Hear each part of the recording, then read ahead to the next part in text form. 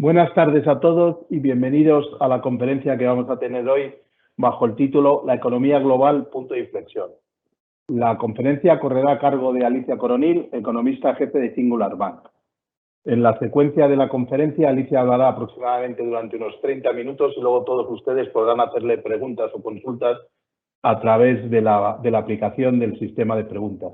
También les recuerdo que tienen a su disposición, al terminar la presentación, una pequeña encuesta que nos ayudará a mejorar para futuras encuestas. Sin más dilación, le paso la palabra a Alicia. Muchas gracias.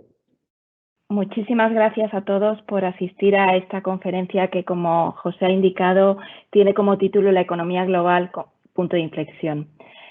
Hemos vivido un invierno en el que han prevalecido las sombras, donde nuevamente la crisis sanitaria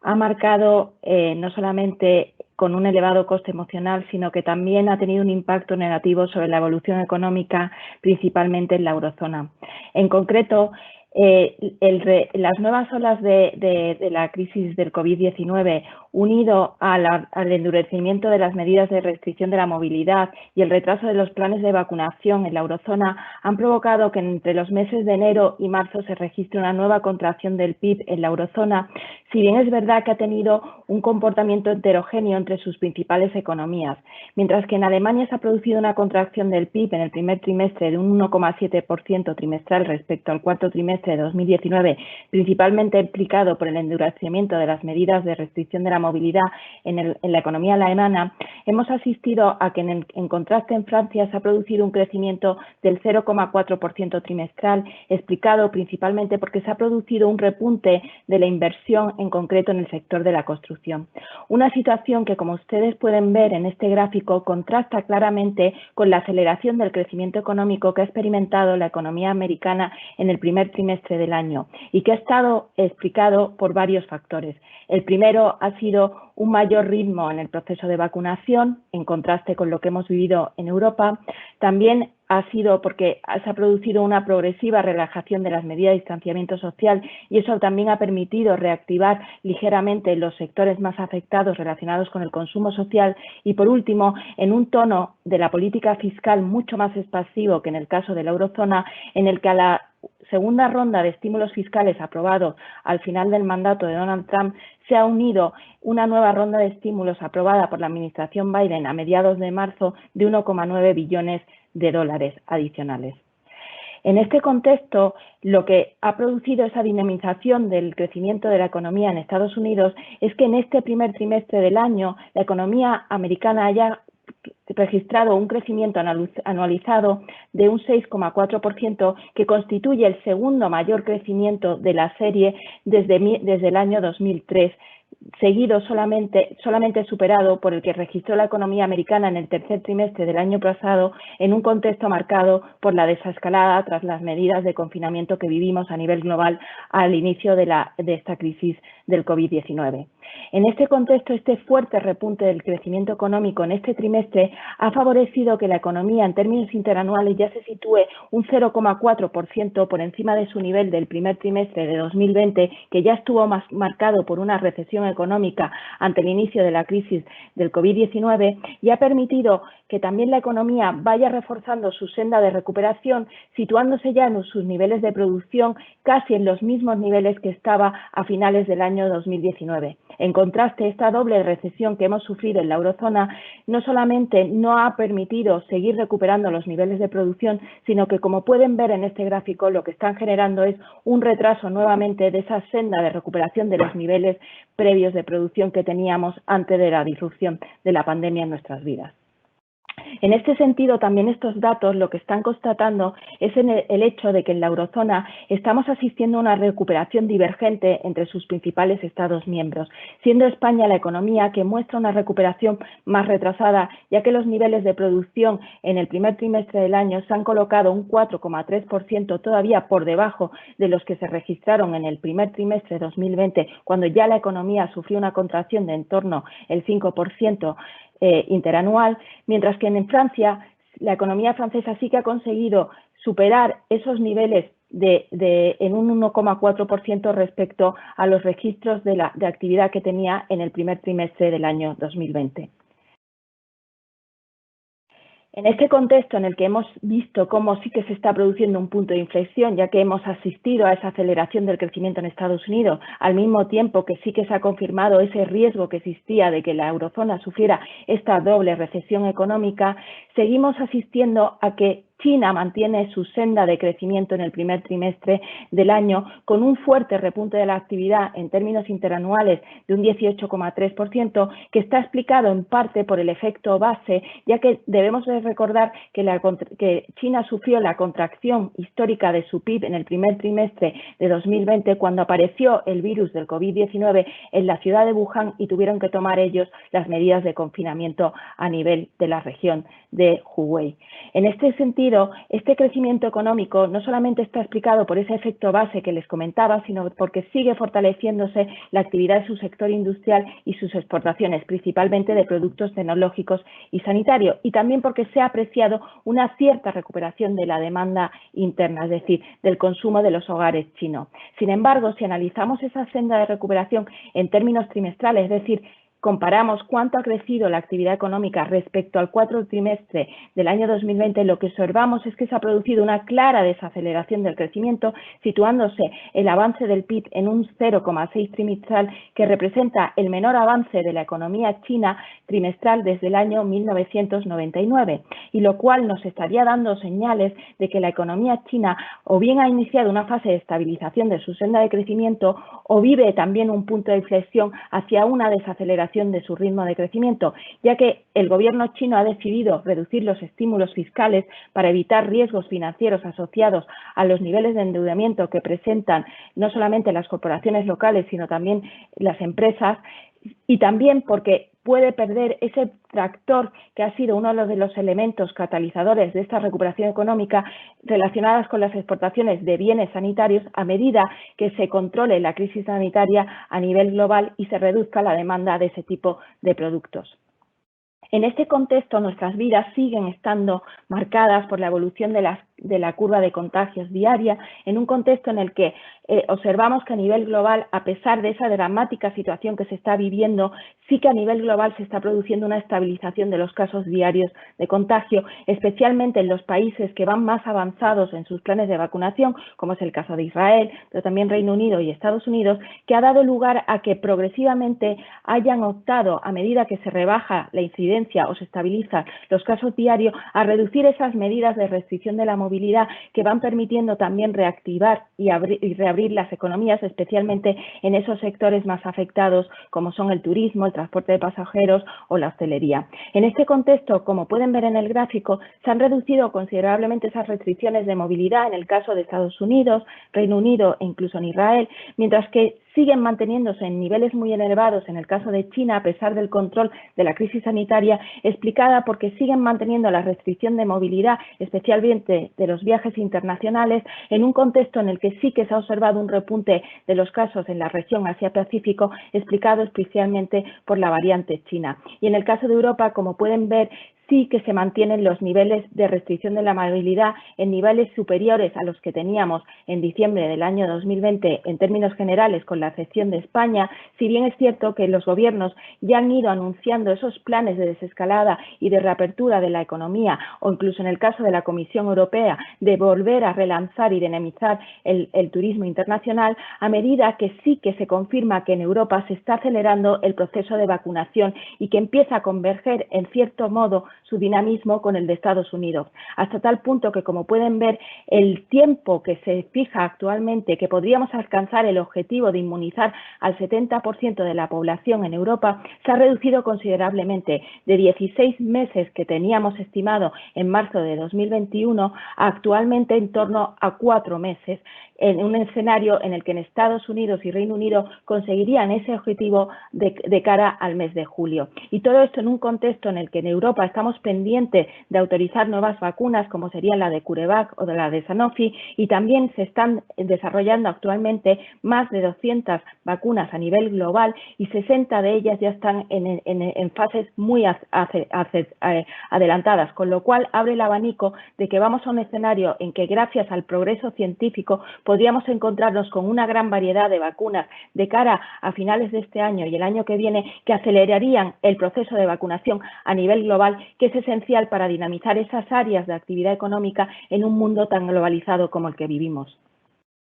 Y todo esto lo que hace es que efectivamente se esté produciendo desde el mes de abril un punto de inflexión en la senda de crecimiento económico a nivel global, especialmente en el caso de las economías avanzadas. Vamos a un escenario en el que en Estados Unidos, gracias a esos paquetes de estímulos fiscales, a esa estabilización de la crisis sanitaria y a esa mayor reapertura de la economía, vamos a vivir un segundo trimestre en el que se va a acelerar el crecimiento y el crecimiento podría llegar a situarse en el 13% anualizado y a vivir un boom económico en el periodo del verano, que luego daría lugar a una estabilización de la senda de crecimiento a partir del año 2020. Y todo esto en un contexto en el que paralelamente también en la eurozona hemos visto que a partir del mes de abril han mejorado no solamente los indicadores de sentimiento económico y de confianza empresarial, sino también los indicadores adelantados del sector de la industria y del sector servicio, que vuelve a situarse en global en la eurozona en terreno de expansión.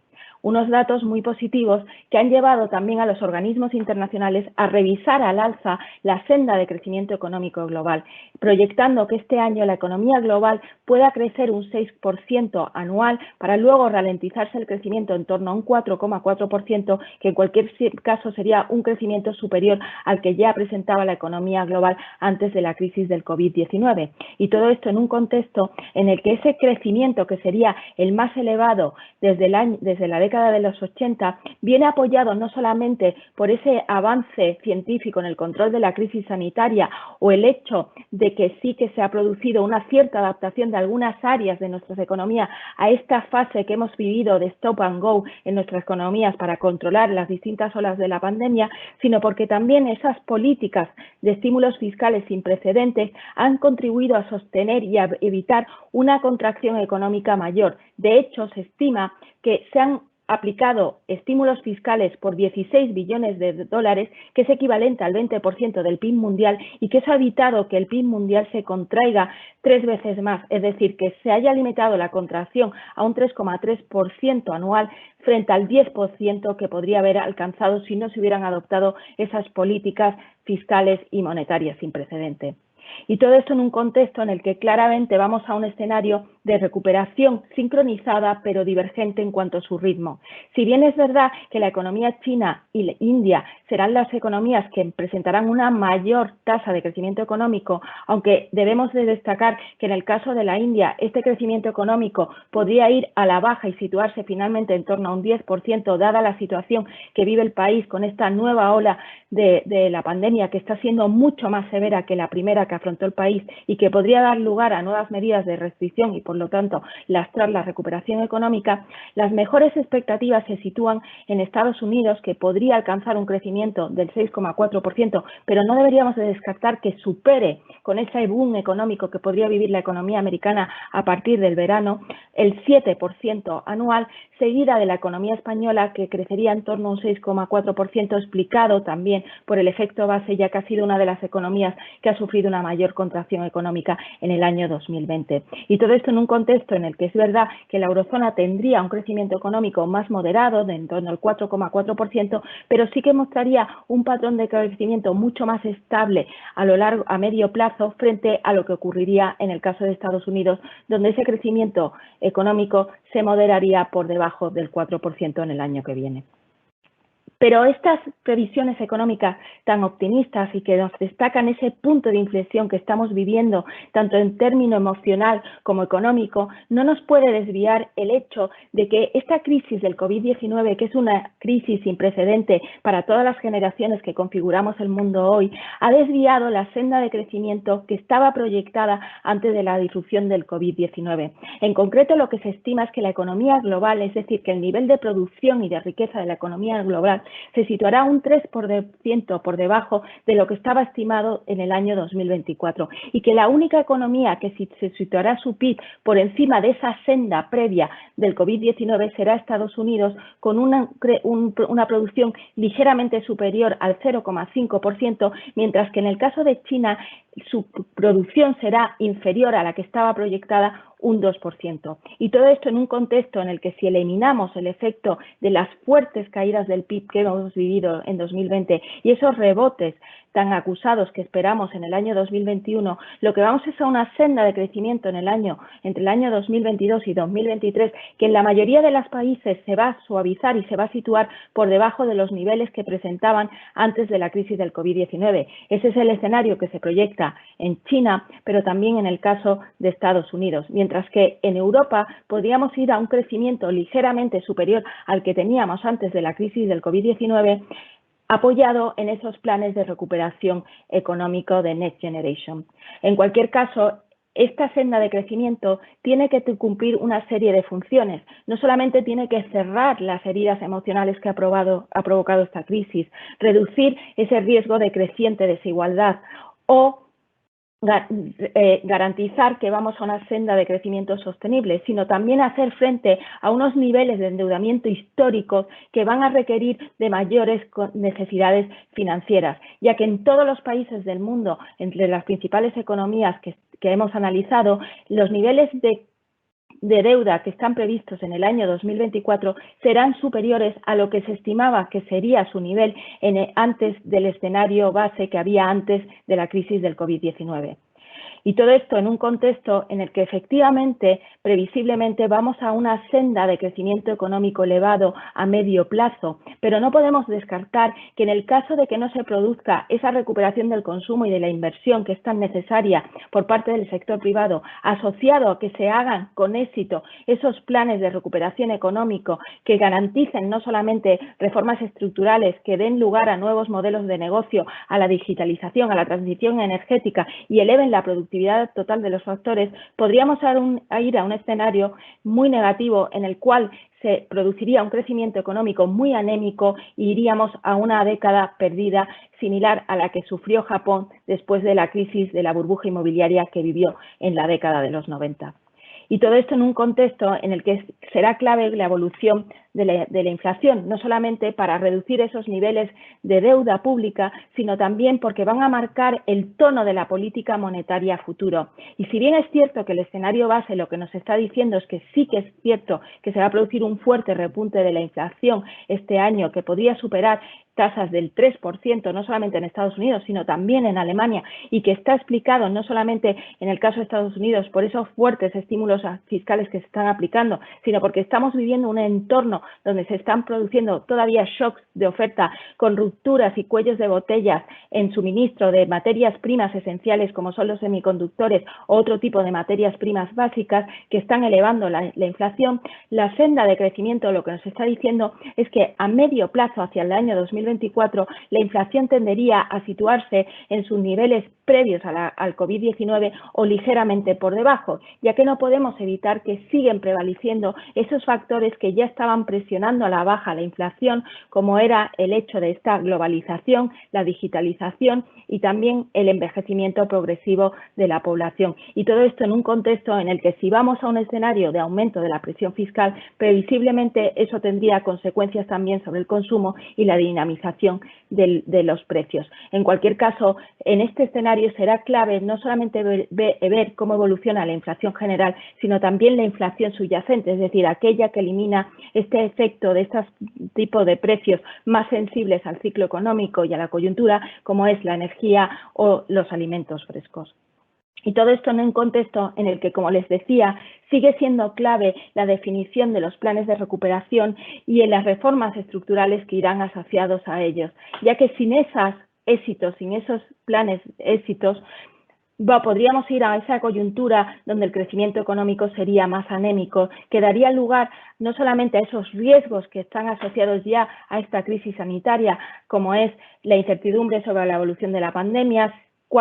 si van a seguir apareciendo nuevas cepas, el hecho de si se van a producir todavía más problemas de suministro y logística en el proceso de vacunación, si hay problemas derivados de salud de estas vacunaciones o el aumento del rechazo social hacia las vacunas, sino también asociados a las condiciones financieras en un escenario en que los bancos centrales pudieran retirar sus estímulos fiscales de forma anticipada o fuéramos a un escenario de un aumento de la presión fiscal que lastrara la recuperación económica, no solamente en términos del del consumo privado, sino también en la capacidad de las empresas para crecer y seguir invirtiendo. Y todo esto en un escenario en el que no debemos de perder la vista de las condiciones socioeconómicas, con ese aumento creciente de la desigualdad que puede dar lugar a más tensiones sociales, a gobiernos populistas, a una destrucción mayor del tejido empresarial y a que la recuperación del consumo privado no se produzca con esas previsiones que estamos anticipando. Y por último, en un escenario geopolítico en el que, desgraciadamente, todo indica a que vamos a una nueva guerra fría entre Estados Unidos y China, donde siguen produciéndose injerencias de Rusia, como hemos visto en las últimas semanas en el caso de Ucrania, en el que en los malos datos económicos podría dar lugar a que se sigan fortaleciendo los regímenes autoritarios con mayores injerencias geopolíticas, a que siguen existiendo riesgos asociados a los ciberataques, disputas por enclaves geográficos, como estamos viendo en el Mar de China y en el sudeste asiático, y por último, la ausencia de una acción a nivel global. Como decía Tolstoy, la variedad de la vida está hecha de luces y de sombras. Es clave en estos momentos tomar un nuevo liderazgo, un liderazgo que nos abra, que nos solucione no solamente estos riesgos, porque detrás de todos estos retos surgen oportunidades tanto personales como sociedad. Y en este contexto sí que está surgiendo un nuevo liderazgo con una vocación de ir hacia una mayor coordinación y consenso, como nos han transmitido recientemente los discursos tanto del presidente Joe Biden como en Europa Mario Draghi. Por eso no podemos descartar que sí que estamos viviendo un punto de inflexión económica y social y que vamos previsiblemente a un escenario de mayor recuperación económica y progreso social. Muchísimas gracias.